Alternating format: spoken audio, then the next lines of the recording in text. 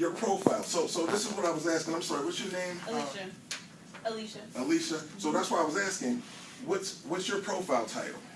Mine, well, it was 30 seconds ago.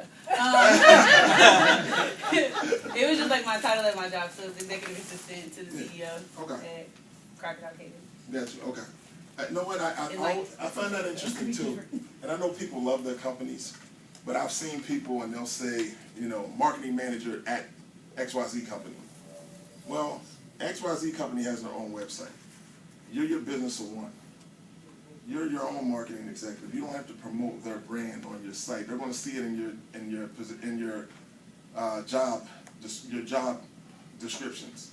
They'll see that. You don't have to promote for them unless it's yours, or unless you choose to. But I really encourage people to kind of set themselves up and to promote their brand independent of everything else. And that's a really important piece for us as we look at LinkedIn profiles. So that's that. What was the next on there, Ro? Actually, we were speaking about okay. So we also want to, you know, that's the keyword optimized headline. But then the summary with quantifiable metrics. And I'm sorry, your name, sir, the accountant? Oh, I'm sorry. Bruce. Bruce. That's the quantifiable metrics piece. It's going to be hard to go in here from my profile, but when you were speaking about, you have different accounting lingo, stuff that's industry specific about the size of your client companies and things of that nature. That's what's going to get you. Nobody's going to spend time to read your whole LinkedIn profile. Even on resumes, the average recruiter spends 6 to 8 seconds looking at your resume, so you have to grab them really quick. And you don't want to grab them with a bunch of rhetoric. You want to hit them real quick. So I guess even from our standpoint, we speak about how we were named as a top diversity recruiting firm in 2013, 14, 15 in Philadelphia. And usually, well, I'm sorry, PA, New Jersey, and Delaware, by the Philadelphia Business Journal. And usually that causes people to say, okay, that's pretty much all we need to know. We're going to reach out to Kenneth Johnson. The only reason we weren't in 2016 is because we moved the offices to New York. But we're getting ready to wait for those to come out too, because I think we're the best out there as well.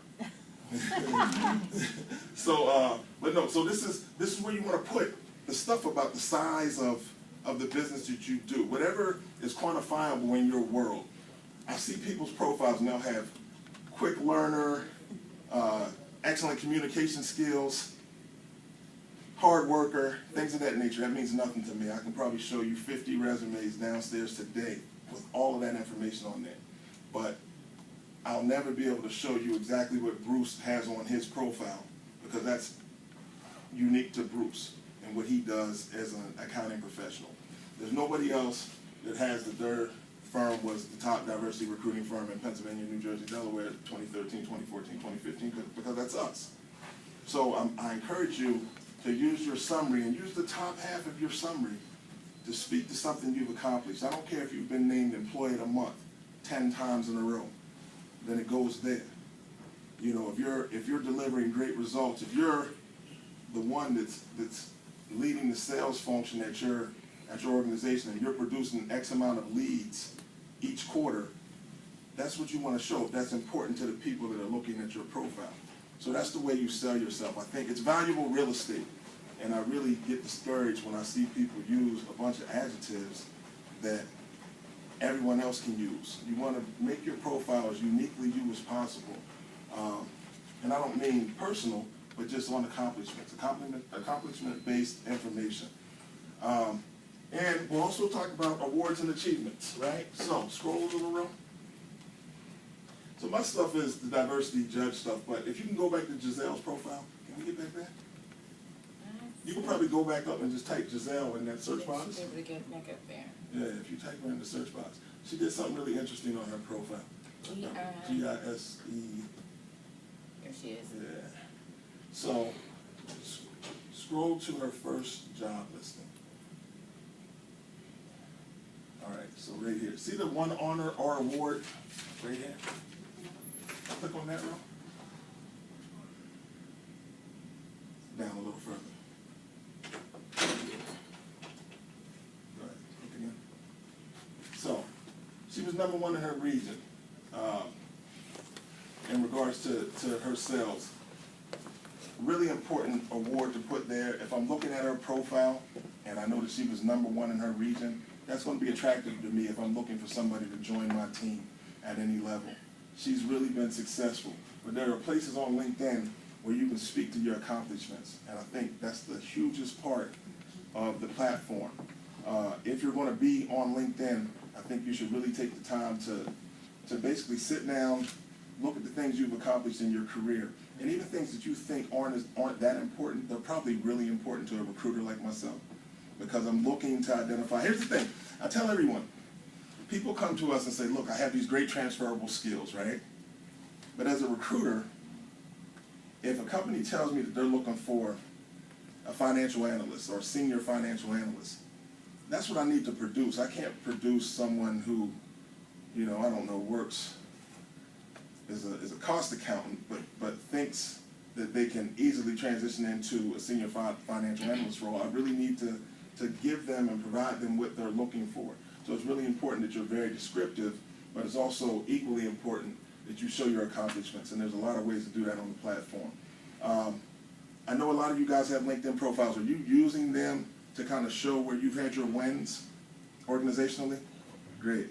So if you're doing that, you're doing the right thing. You're definitely doing the right thing. So, Ro, we're going to go back to the presentation. Yep.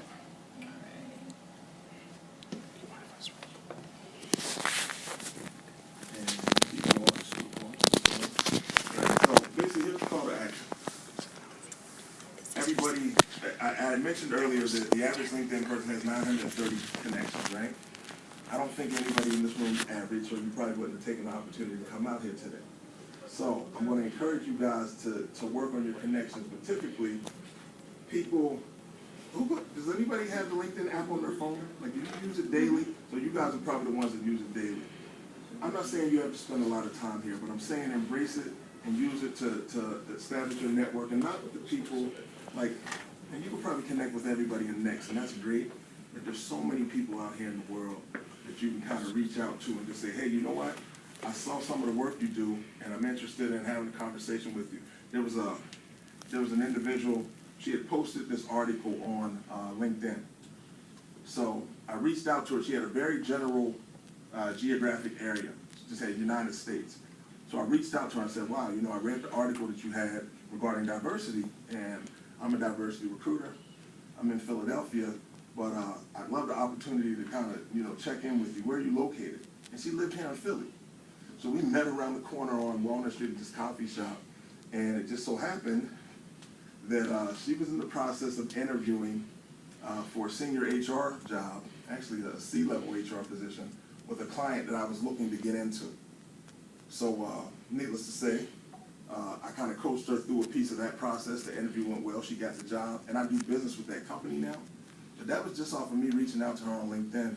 I said, hey, I saw something that you posted, and I thought it was really good information. And so I just, the possibilities are endless. I just think you have to use it. Don't be afraid to reach out. If somebody's here on LinkedIn, they're here for a reason. They're here because they want to network with you. They want to reach out to you. They want to be social. So definitely use that to increase your contacts.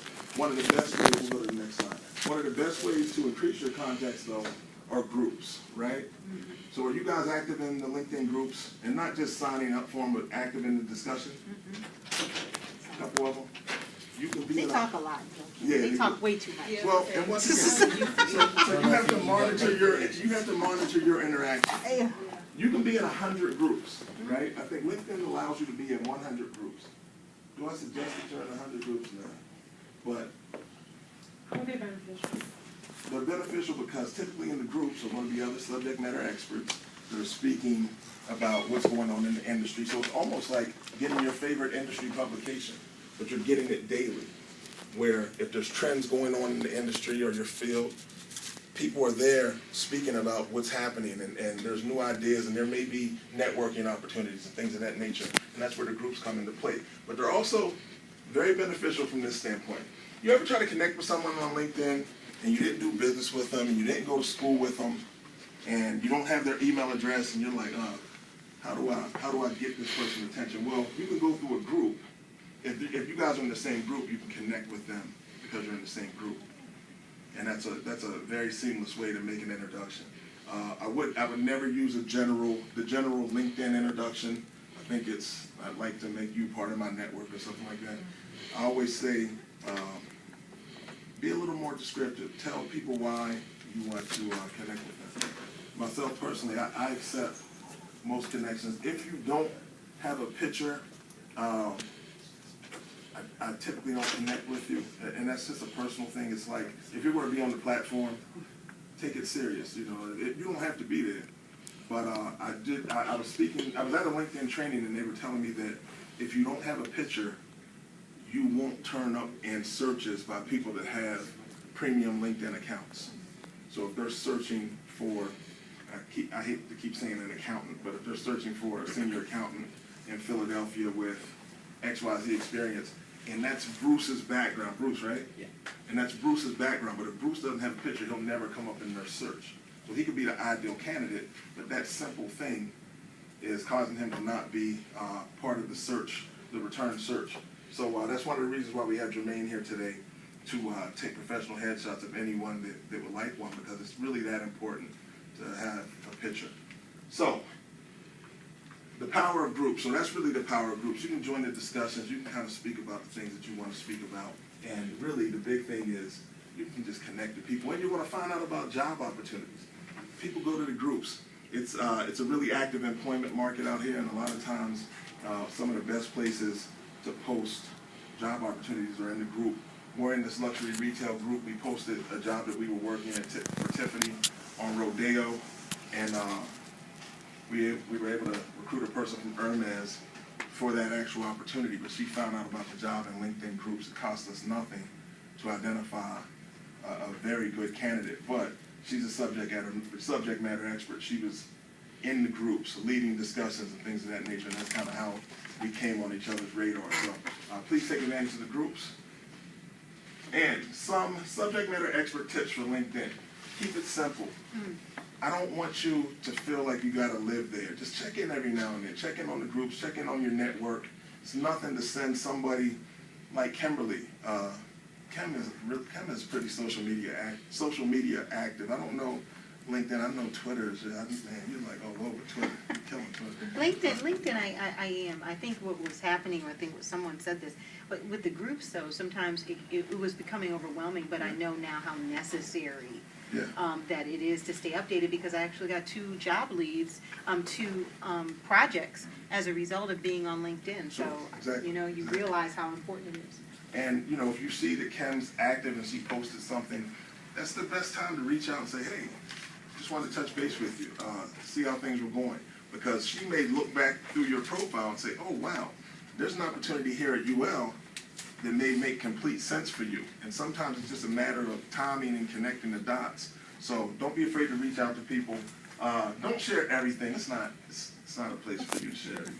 Ken, question for you. What would be, speaking of don't share everything, what are some, it's a 2-part question. One, what are some of the biggest mistakes that you see people do on LinkedIn? And probably the B side of that question is, what are two things we can do today to help us with some of what you've already discussed, that Sure. we can actively do it? Sure.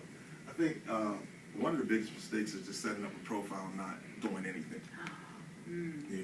There's so many people. So many of us do that. Yeah, they set the profile up, and then you look, and they have like 6 connections, and it was because all the people in the room the day they set it up. So I think that's probably the biggest thing.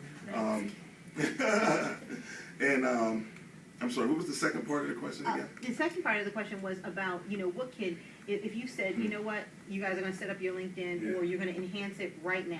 Yes. Based upon what you have said thus far, what would you tell us to do? Get a professional photo. Get a professional headshot photo. Not something that you use your cell phone to take, like, in front of you. You see that constantly. But get a professional photo and make sure your headline speaks to where you want to position yourself. I don't even care if you're not there yet. Make your headline state where you're headed then. It's a headline. It's almost like when you get the newspaper, it's the headline. You look at it, and if you're interested, you start turning pages. But if you're not, you just set it back down. So it's the same with LinkedIn. if your headline's not right and your photo is suspect, yeah, people are gonna move on. You know, and it's just the bottom line. And the only reason it's there is to engage and to get an audience with others that can be of support to your endeavors. And that's pretty much, you know, the extent of using LinkedIn. Again, if you're not on there, I understand. But as a professional, it's an unbelievable tool. I think they say 98% of all recruiters are active on LinkedIn. I mean, active. Like, we have a person in our office, and their job is to just source LinkedIn pretty much all day for people. And the thing is, sometimes it's not always the person we find, but it's somebody they work with or someone they know. We work the network. What do they say? 80% of people that find opportunities find them through networking. And with that being said, if someone calls me and they're looking for someone to do, so prime example, this could happen tomorrow. Someone could reach out to me and say, hey, I know you do diversity recruiting, but we're looking for someone that does diversity training. Oh, well, I know Kimberly Reed. She's going to be a great person for me to connect you with. Let me send her an invite here on LinkedIn. Like, I can use the platform to make the introduction. But those are the things that happen constantly if you're positioning yourself. Now, when they see Kim's profile, you know, I can't. Kim's profile has to be right. She has to basically say it. Yeah, I'm sure it is. She's going to have to basically speak to her experience as a trainer and diversity. And, you know, I'm sure it's Kim, so I'm sure the photo is outstanding. I'm sure, I know you got everything together. I'm positive of that. So with that tool, I'm out of the discussion. I'm just going to leave it to them from here. But it's so simple just to make business opportunities happen through LinkedIn. And it's just like anything else. If you're out and supporting other people, then it comes back around to you. So people are going to send opportunities your way as well. I get it. It happens to us, for us all the time. So those would be my things, you know. Have your profile picture and your headline together. Mm-hmm. All right? So 6:30, I think, yeah. Next slide. It's a quote that I was thinking about when we were speaking about this whole LinkedIn thing. What technology does is create new opportunities to do a job that customers want done. People are looking at your profiles, trust me. And people are looking at it because there's something they need addressed. If your LinkedIn profile can speak to you being the solution to someone's problem. There's a lady, her name is JT O'Donnell. She has a site called Careerlism. And JT became a really good friend. But she told me one day, she said, the only reason the job is open is because somebody has a problem that they need fixed. Like, so if I don't know, you could be working anywhere. You could be working a customer service job, but you leave the job, well, somebody has to do that work. So if I'm a hiring manager, that's my problem, and I need it fixed. And she said, you know, technology is the quickest way to getting that done, and even to identify someone to do it. So I promise you, my first step in recruiting, as soon as someone tells me about job opportunities, there was a time when I used to go directly to our database that we had. But we're all about passive candidates. I want candidates that aren't actually looking for jobs. So now our first step is to go to LinkedIn. It's really went from where we used to just do a search through our database, but now we just go to LinkedIn. And we'll do a search, and then we'll see how we connect to those people, and then we'll work outward from there. But it's just an unbelievable tool for people that are looking to kind of advance in their careers and become subject matter experts. So I encourage all of you guys to kind of embrace it and move forward with it. And please feel free in this process to connect with me on LinkedIn, Kenneth L. Johnson. Excuse me, Ken? Yeah. As a recruiter, I'm just curious, as a recruiter, when your team is looking for talent and they're looking at LinkedIn, what are some of the things that your team is looking for or you are looking for? Because some of us, you know, are either entrepreneurs or in a job or looking for a job, and we would like to know what you all want to see. So it's the search. Like, so it depends on what the company's looking for. So if they tell us they're looking for a CFO, then our search is going to start with CFO, Chief Financial Officer, and it's going to stop right there probably. And we want to put those two terms in, and we want to hit in whatever city it is typically, and we'll search from there. And whoever comes up, we start working it through. and we'll see who we're connected with, and then we'll start making our calls to basically introduce ourselves and introduce the opportunity, and then we'll kind of branch out from there in the search. But that's why the headline's so important. You know, if the person's a CFO and they had a headline that said actively seeking, I don't know, great opportunities, that's not going to show up in my search string. I need their headline to say Chief Financial Officer or CFO. So and that's another thing, be mindful. A lot of times we use industry acronyms because we're in the industry, but as a recruiter, that may not be the term I'm searching for. So it's no problem to, in your LinkedIn profile, to use the vertical separation lines and say CFO, Chief Financial Officer, you know, I don't know, senior financial professional, or whatever you want to use. But I always say, go to Indeed and do a standard search under your career field.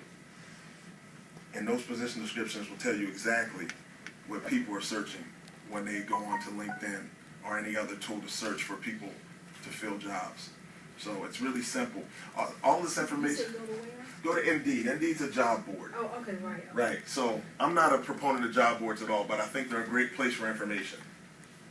You know, I never suggest applying through a job board, but I do think you can find out who's hiring, and then you kind of reach out to them via LinkedIn and say, hey, I saw the position posted on Indeed, and I just wanted to touch base with you to see if you guys have been successful in filling the role. I'm extremely interested. And then kind of work from there. So it's just all about your network. Your email? kjohnson@eastcoastexecutives.com. So any questions? If anybody has any questions, let's do it. I don't want to give Jermaine enough time. For people like very new to the field, say you're trying to change industries, like not really industries, but sales to marketing, so departments. How can you change what your LinkedIn looks like without tipping off your employer that you're looking for a new job, or, you know, making it seem awkward? Well, you know, I think your profile is your profile. It's you, right? So as long as you're not outwardly saying I'm looking for new opportunities, whatever you do with your profile is what you do. Strangely enough, if your employer is looking at your profile to see if you're leaving, you probably need to get out of there anyway. So, but no, I just, you know, I wouldn't put actively seeking employment, Right. but I would just basically put, and here's the thing, there's a section where you can speak about projects you're interested in. So you can also kind of leverage that as kind of a quasi hint. Like, you know, I'm very interested in opportunities to learn more about marketing. And that doesn't mean you're looking to leave, that just means you're looking to expand your network in the marketing arena. Mm-hmm. So there's ways to get around it, yeah. Just be strategic. Good question though. Also, follow up, is it good to put your resume as one of the, like, I guess there's slide share on LinkedIn? I don't think so, personally. I think your resume, for one, your resume is kind of modular. I think it should always change according to the opportunities that you're applying for.